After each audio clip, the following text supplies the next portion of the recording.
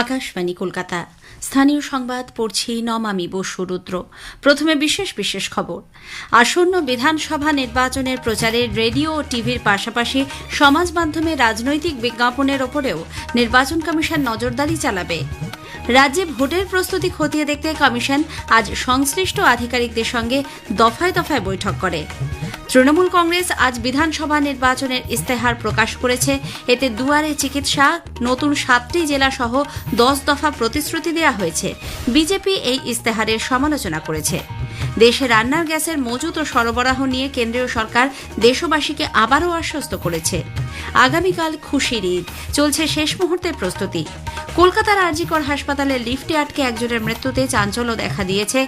কলকাতায় আইএসএল ফুটবলে মোহনবাগান মুম্বাই এফসির মুখোমুখি হয়েছে। আসছে বিস্তারিত খবরে। নির্বাচন কমিশন রাজ্যে আসন্ন বিধানসভা নির্বাচনের প্রচারে রেডিও, টেলিভিশন ও সংবাদপত্রের পাশাপাশি সমাজ মাধ্যমে রাজনৈতিক বিজ্ঞাপনের ওপরেও নজরদারি চালাবে। কমিশনের নির্দেশ অনুযায়ী কোন রাজনৈতিক দল, প্রার্থী বা সংগঠন media certification and monitoring committee এমসিএমসির আগাম অনুমোদন ছাড়া সমাজ মাধ্যমে কোন রাজনৈতিক বিজ্ঞাপন দিতে পারবে না। TV, radio, e paper, public display, bulk SMS বা ভয়েস মেসেজের মতোই সোশ্যাল মিডিয়ার ক্ষেত্রেও নিয়ম বাধ্যতামূলক করা হয়েছে। মনোনয়ন জমা দেওয়ার সময় সমাজ মাধ্যমে প্রার্থীদের মূল অ্যাকাউন্টের বিবরণ হলফনামায় জানাতে হবে। পাশাপাশি নির্বাচনী প্রচারে ইন্টারনেট ও সামাজিক মাধ্যমে খরচের জন্য বিস্তারিত হিসেবও নির্দিষ্ট সময়ের মধ্যে কমিশনের কাছে জমা দিতে হবে।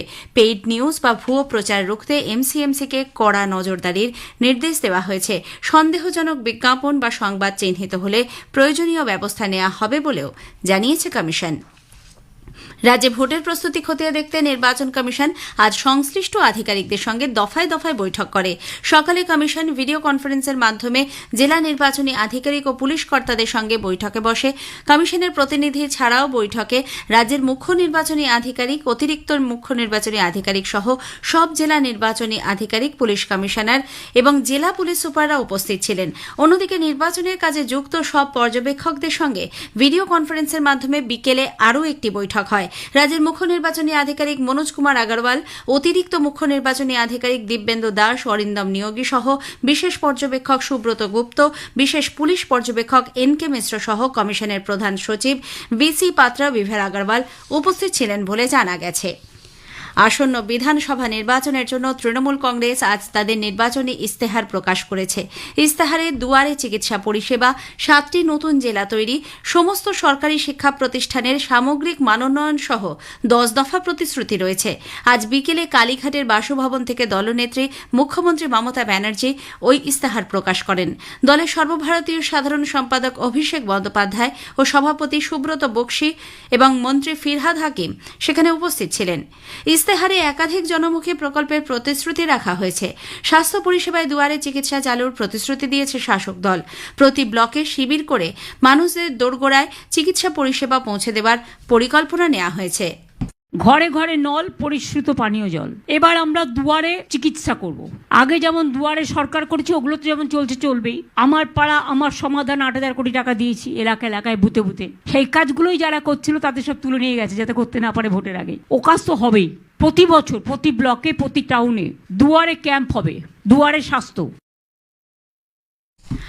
শিক্ষাক্ষেত্রে সরকারি স্কুলগুলির পরিকাঠামোর উপর সামগ্রিক উন্নয়ন এবং শিক্ষার মান বাড়ানোর কথা উল্লেখ রয়েছে। কৃষিক্ষেত্রে কৃষকদের আর্থিক সহায়তা, শস্য সংরক্ষণ ও কৃষি পরিকাঠামো উন্নয়নে জোর দেওয়া হয়েছে। আবাসন প্রকল্পে রাজ্যের সমস্ত পরিবারকে পাকা বাড়ি দেওয়ার লক্ষ্যের কথাও জানানো হয়েছে। বয়স্ক নাগরিকদের জন্য সামাজিক সুরক্ষা আরও জোরদার করার উপর জোর দেওয়া হয়েছে তৃণমূল কংগ্রেসের ইস্তেহারে। সর্বজনীন ভাতা এবং স্বাস্থ্য পরিষেবা এর মধ্যে অন্যতম। শিল্প ও বাণিজ্যে বিনিয়োগ বাড়িয়ে কর্মসংস্থান তৈরির লক্ষ্যে নতুন নীতি গ্রহণের কথা বলা হয়েছে। প্রশাসনিক ক্ষেত্রে 7টি নতুন জেলা গঠন করে পরিষেবা আরও দ্রুত মানুষের কাছে পৌঁছে দেওয়ার পরিকল্পনার কথাও রয়েছে এই ইস্তেহারে। ইস্তেহার প্রকাশের মঞ্চ থেকে নির্বাচন কমিশন ও কেন্দ্রের বিরুদ্ধে ভোট পরিচালনা অফিসার বদলি নিয়ে তীব্র আক্রমণ শানান মমতা ব্যানার্জি। তাঁর অভিযোগ, ভোটের নামে রাজ্যে অঘোষিত জরুরি অবস্থা চলছে। রাষ্ট্রপতি শাসন জারি করা হয়েছে, শুধু মুখে বলা হচ্ছে না। এদিকে বিজেপির রাজ্য সভাপতি ও সাংসদ শ্রমিক ভট্টাচার্য ইস্তেহারের সমালোচনা করে বলেছেন, দুয়ারে চিকিৎসা এবং স্কুলগুলির মানোন্নয়নের প্রতিশ্রুতি শুধুই কথার কথা।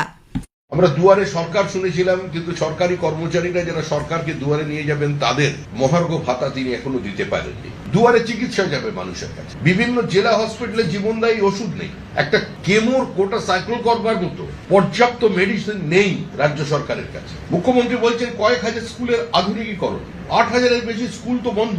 বহু জায়গায় ছাত্র আছে, স্কুল খোলা আছে, ছাত্র আছে, শিক্ষক নেই, শিক্ষক থাকলে ছাত্র নেই। শিলিগুড়ির উপকণ্ঠে কাওয়াখালী পোড়াঝাড় এলাকায় ভূমিরক্ষা কমিটি পুনর্বাসন এবং উপযুক্ত ক্ষতিপূরণের দাবিতে গত কয়েক বছর ধরে আন্দোলন চালিয়ে যাচ্ছে। সমস্যার সমাধান না হলে আগামী নির্বাচনে যোগ না দেওয়ার কথা জানিয়েছে তারা। 51 দিন ধরে তাদের অবস্থান বিক্ষোভ চলছে। বারংবার প্রশাসনের আশ্বাস পাওয়া গেলেও কোনো কাজ হয়নি বলে তাদের দাবি। দেশের সব তেল পরিশোধনাগার সর্বোচ্চ ক্ষমতায় কাজ করছে এবং পর্যাপ্ত অপরিশোধিত তেল মজুত রয়েছে বলে কেন্দ্র ফের একবার নাগরিকদের আশ্বস্ত করেছে। নতুন দিল্লিতে পশ্চিম এশিয়ার সাম্প্রতিক পরিস্থিতি নিয়ে আন্তঃমন্ত্রক বৈঠকে পেট্রোলিয়াম ও প্রাকৃতিক গ্যাস মন্ত্রকের যুগ্ম সচিব সুজাতা শর্মা জানিয়েছেন, গৃহস্থলীর এলপিজি উৎপাদন স্থিতিশীল এবং পর্যাপ্ত সরবরাহ নিশ্চিত করা হচ্ছে। Almost 93% of the booking is online. Delivery authentication code के द्वारा डिलीवरी की जा रही है। पैनिक बुकिंग में काफी रिडक्शन है और कल हमें लगभग 55 लाख रिफिल बुकिंग की रिक्वेस्ट रिसीव हुई है। लगभग 32 स्टेट्स और यूनियन टेरिटरीज में कंट्रोल रूम सेटअप है। প্রধানমন্ত্রী নরেন্দ্র মোদী 29 মার্চ রবিবার আকাশবাণীতে মন কি বাত অনুষ্ঠানে দেশ বিদেশের মানুষের সঙ্গে তাঁর চিন্তাভাবনা ভাগ করে নেবেন। এটি হবে মাসিক এই বেতার অনুষ্ঠানের 132তম পর্ব। আকাশবাণী ও দূরদর্শনের সবকটি চ্যানেলে সকাল 11টা থেকে এই অনুষ্ঠান শোনা যাবে। স্থানীয় সংবাদ শুনছেন আকাশবাণী কলকাতা কেন্দ্র থেকে। আগামীকাল পবিত্র ঈদ উল ফিতর। গতকাল শাওয়াল মাসে চাঁদ দেখা না যাওয়ায় ভারতে উদযাপিত হবে ঈদ আগামীকাল অর্থাৎ 21 মার্চ। নাখোদা মসজিদের তরফে গত রাতে কথা জানানো হয়। এদিকে এক মাস সংযমের রমজান উপবাসের পর খুশির ঈদের আগে জমে উঠেছে বাজার। দেদার বিক্রি হচ্ছে সিমাই, লাচ্ছা এবং সুগন্ধি আতর। নতুন জামা জুতো কিনতে বড়দের হাত ধরে ছোটরাও হাজির দোকানে। চলছে শেষ মুহূর্তের বিকিকিনি। উৎসবের প্রস্তুতে মুখর পাড়া, মহল্লা, গঞ্জ, মফস্বল। ঈদের আগে বাড়ি ফিরছেন ভিড় রাজ্যে কাজে যাওয়া লাখো লাখো পরিযায়ী শ্রমিক। আগামীকাল সূর্যোদয়ের সঙ্গে ঈদে সামিল হবে গোটা বাংলা। এদিকে ঈদ উপলক্ষে রাজ্যপাল RN রবি রাজ্যবাসীকে শুভেচ্ছা জানিয়েছেন। সকলের সুস্বাস্থ্য কামনা করে তিনি বলেন, এই উৎসব সকলের হৃদয়ে আনন্দ ও সমৃদ্ধিতে ভরে তুলুক, সুগভীর করুক সহমর্মিতা ও ভ্রাতৃত্ববোধের চেতনা। আগামীকাল কলকাতা পুলিশ শহরের বিভিন্ন রাস্তায় ঈদ উপলক্ষে যান চলাচল নিয়ন্ত্রণ করবে। Oxygen, LPG cylinder, CNG gas, ওষুধ, সবজি বহনকারী গাড়ি ছাড়া কলকাতা পুলিশের আওতাধীন সব থানা এলাকায় ভোর 4টে থেকে দুপুর 12টা পর্যন্ত পণ্যবাহী গাড়ি চলাচল বন্ধ রাখা হবে। রাজ্যপাল RN রবি মতুয়া মহাধর্ম মেলায় যোগ দিতে আজ দুপুরে উত্তর 24 পরগনার ঠাকুরনগরে ঠাকুরবাড়ি যান।